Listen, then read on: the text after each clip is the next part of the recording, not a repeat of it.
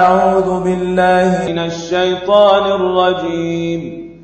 నేను శపించబడిన బహిష్కరించబడిన శైతాన్ నుండి రక్షణ పొందటానికి అల్లాహ్ శరణు వేడుకుంటున్నాను.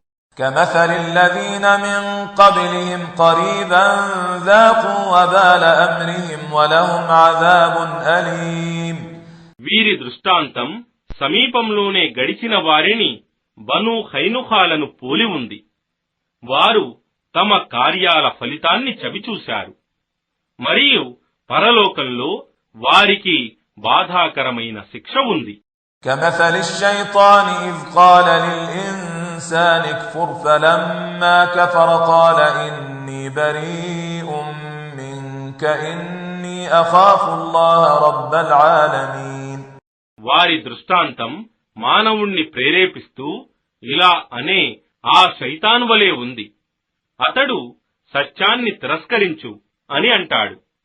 అతడు తిరస్కరించిన తరువాత ఇలా అంటాడు, నిశ్చయంగా నాకు నీతో ఏ విధమైన సంబంధం లేదు.